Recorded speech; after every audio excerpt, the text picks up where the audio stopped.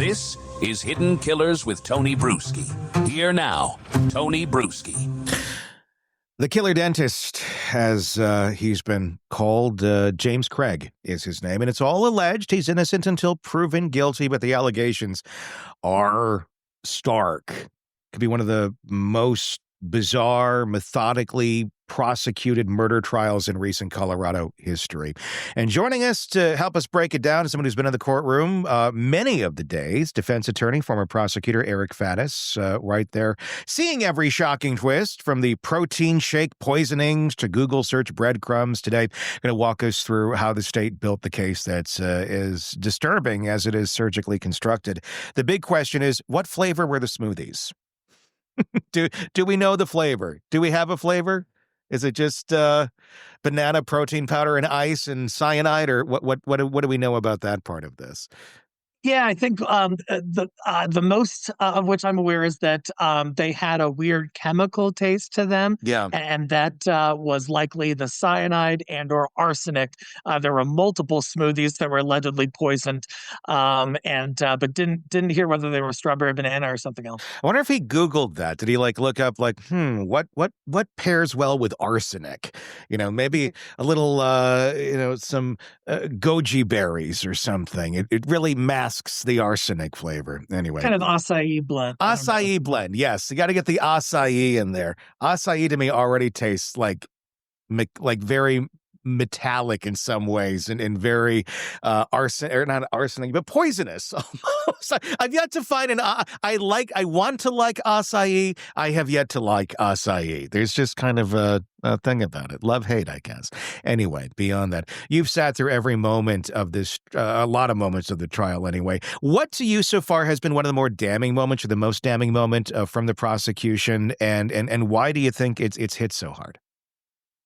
Well, yesterday, there was a bombshell dropped while I was in the courtroom. They had an inmate on the stand. He was an inmate in the same facility as James Craig. And James Craig allegedly asked him to do a number of things. One is kill the lead detective. Two is essentially recruit folks who would say they were friends of Angela Craig and that she was suicidal at the time. And in fact, there was a letter that was introduced into evidence purportedly written by James Craig that details all of these incriminating aspects of the case. And James Craig, after it was read, was pretty reserved and seemed rather disheartened. Oh, his ego, his kind of verboseness went down a little bit, are you saying? Interesting. Yeah, exactly. I mean, he's been rather animated in the courtroom and involved and kind of has a confident demeanor. Mhm. But they read that letter in painstaking detail to the jury. And after that, he was kind of slouching in his chair and not so animated. All right. Obviously, there's no cameras in the courtroom. There's no audio in the courtroom. Give me your best description of what that letter said. Yeah, so it was written very eloquently. There were words like suppositional and ill-fated and things like that. Words you might commonly associate with, the average inmate letter that comes out of a jail. So they're saying that connects it to James Craig. It detailed roles that he wanted folks to play. There were at least 4 roles, and those included people who would say they were friends of Angela Craig, and there were details like, hey, you went to Angela Craig's meeting. She had like hobbies and meetings that she would go to. You met her there, and you realized she was suicidal and that kind of thing. There were also requests to fabricate different evidence, to tamper with evidence, and ultimately to kill the lead investigator, Bobby Olson. This is like such an extreme. I mean, this takes this case, as quite often happens, the worst, not the worst things, but the incrimination gets even more incriminating after the fact. Had he not done all of these things, he might have a much, stronger case or less things to go on that make him look so damn guilty. And now that there's the letter, That takes it from just hearsay. It takes it from just some inmate saying, "I'll tell you whatever you want to hear." So he gets some sort of leniency or kickback to a new level of incrimination. It almost makes me wonder: did he have ChatGPT write it? The way that it was that eloquent. Did that run through your mind at all? Like because it is written so well, or but was it handwritten? I'm gonna guess. Was handwritten, Okay. and did the handwriting seem consistent with other writings James Craig had done? However, my understanding is the prosecution didn't have a handwriting expert look at it, and so I think the defense is going to try to challenge it on that angle, but it's going to be tough. Why not have okay, this is another one of those where it's like, okay, you got it. Uh the one thing you could do to screw this up or give reasonable doubt over here is not have a handwriting expert look at it. Why not? It doesn't make a lot of sense. You know, these prosecutors, I know them very well. Ryan Brackley and Mike Yeah. Morrow, they are usually meticulous and methodical, and they have been throughout the trial. This seemed to be an oversight of sorts. It would have been relatively easy to enlist a handwriting expert. The state does it all the time. They have the resources to do it, and so this was kind of a loose end that has not been tied up yet. Yeah, I mean, does budgetary restraints come into that? Does discovery timelines play into that at all? I mean, obviously these things happened after the crime. They just kind of added to the criminality of the whole damn thing. Is that a factor in something like that? Or is it just kind of like, look, jury, here's his handwriting, here's that handwriting. Do you really need this person over here to tell you that this is his handwriting? Yeah, Toby, I'm actually, I was formerly a prosecutor in the same office that's Mhm, prosecuting James Craig now. And for homicide cases, especially high profile ones, they really spared no expense. So mhm. I don't think it was a resource issue. You know, they have so many aspects of this case that are compelling, that are incriminating. And I think they probably just determined, hey, I think we've got enough here. Let's move forward and we'll deal with whatever challenge the defense brings. There's been a lot of Google searches in this as well. How to make murder look like a heart attack, undetectable poisons. Again, he didn't search for what would blend well with arsenic, which might have made a little better. But I'm imagining those Google searches also have not played well in court. How has the jury been reacting to those? And also, how has he been reacting to those as these little revelations get sprinkled throughout the trial? You know, the jury, especially at these dramatic moments during the Google searches, during the letters, they were on the edge of their seat and they're taking notes. They're looking at the monitors when the letter is published to the jury. They are very engaged. And in fact, after that letter, there was a bench conference and the jurors all kind of like had a like, whoa, that was clearly a big deal in this trial. James Craig throughout, like I said, has been rather confident. And in fact, when some of this evidence comes out, he's shaking his head no. You can see him. You know, some people say that's sort of trying to telegraph some kind of signal to the jury that hey, this isn't legitimate or whatever. But like I mentioned, after this letter was read and they went through, I think it's 9 pages or so, they went through the highlights of over a course of about 45 minutes, and James Craig was sort of slouching in his seat. He was not animated. He was not engaging with his attorneys. He seemed a bit forlorn at that point.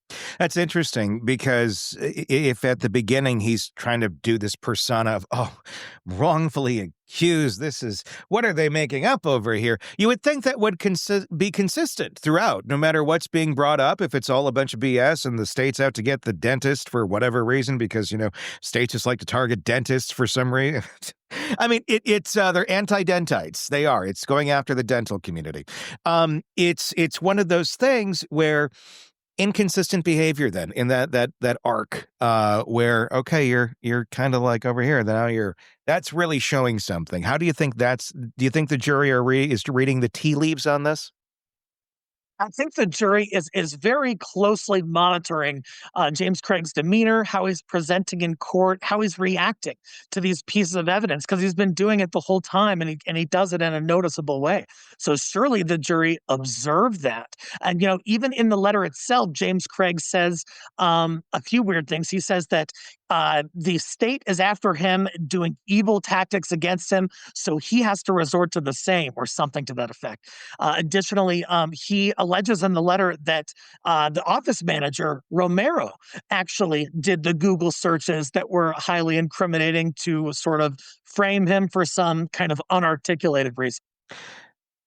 Do you think this man is having a mental health crisis at the end of the day? Because if we're talking like the state's after me for this or that, maybe they are. I mean, but maybe for a real valid reason. But if it sounds more like, paranoid delusions and killing his wife, or he didn't kill his wife. I mean, that's what I'm wondering. Are we dealing with something here beyond just, I'm trying to cover this murder up because I wanted to go have, endless affairs and I didn't want my money to be cut in half. I'm wondering if there is a mental health component to this that we're not seeing, because it does kind of feel like this guy may be a little bit not playing with a full deck, or not playing with reality on reality's terms. That's the thing is he certainly seems detached from reality in multiple pieces of evidence and throughout multiple stages of the case. He sort of has this overblown delusional confidence, like he can't be touched. He's writing these letters from jail, knowing that jail letters are subject to review by jail authorities. And so it seems like for a while he was just disconnected to the gravity of what was going on, and sort of had this paranoid air about him, probably doesn't rise to the level of any kind of defense. And then it's sort of undercut by how articulate he is in these letters and in some other communications. So I don't think it's going to help him much, but does he have a firm grasp on reality? No. I mean, yeah, it feels, and obviously I can't diagnose, but it feels like a narcissistic personality disorder or borderline or something along those lines, where that grandioseness is there, but it's not conclusive to reality. It's not there where it makes any sort of sense.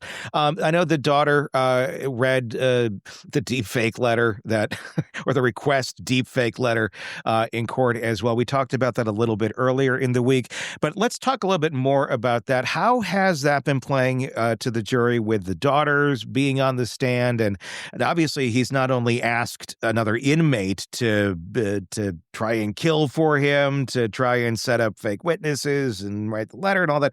He's also asked his daughter to be a part of this and create like a deep fake video of mom making a suicide note video, which is not something that anyone can really do that easily.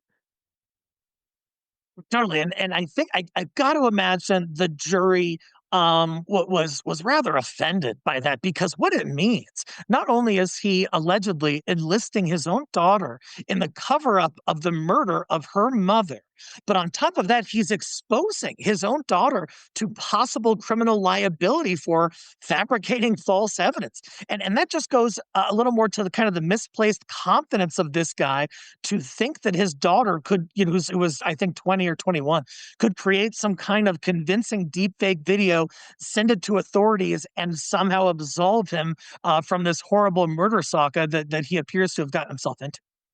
And also, for doing the personality trait thing and trying to figure out what the hell's going on here, what's the recipe behind this, man? It plays back into the, okay, well, if he's got a personality disorder, again, all these are traits of that way of thinking. And once you kind of figure out, okay, well, here's the recipe, and you know what's in the cake.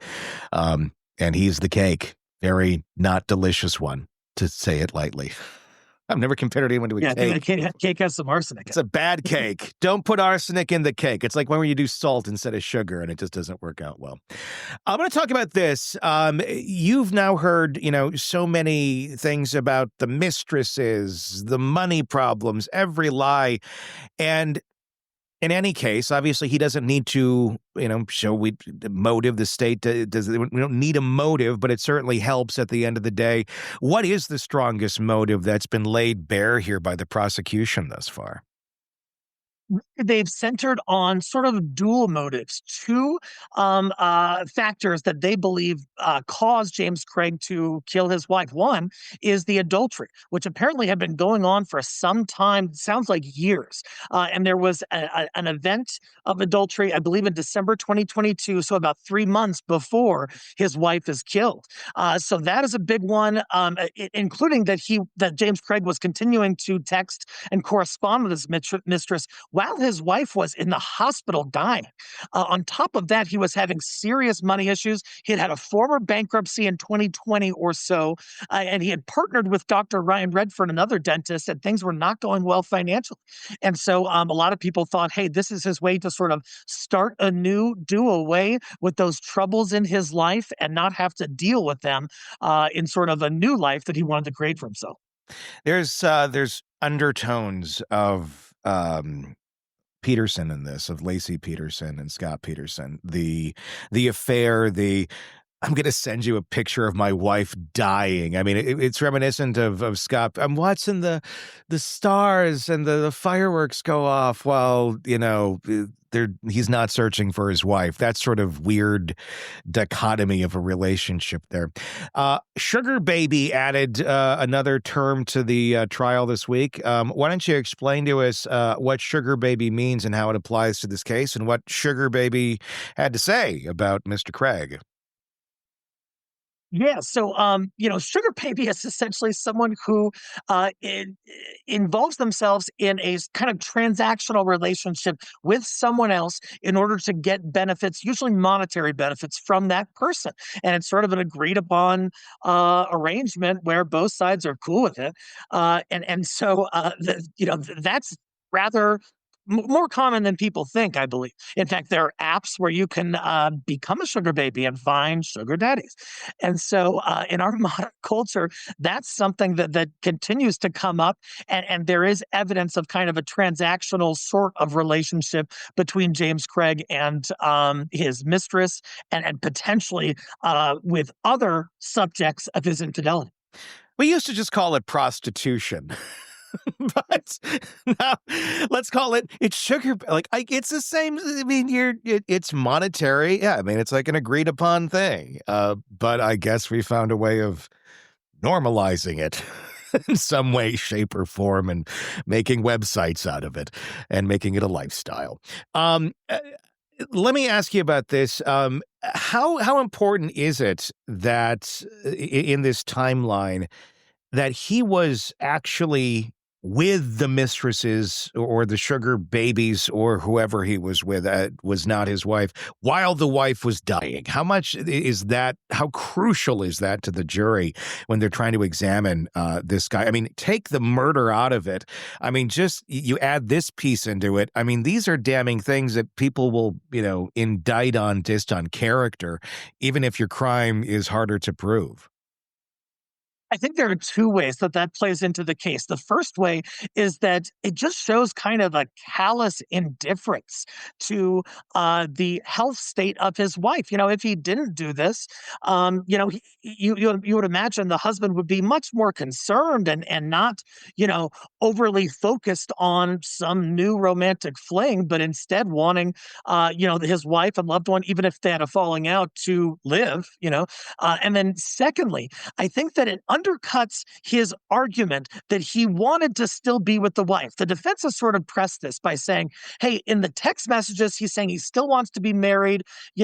Things are not over. And that doesn't sound like someone who wants to kill their wife. However, when you compare that to the fact that he is so interested and kind of obsessed with this mistress during this specific time frame while his wife is dying, it makes it seem like, no, he probably isn't so into repairing his marriage. And maybe it suggests that he's actually wanting that to happen, meaning his wife died.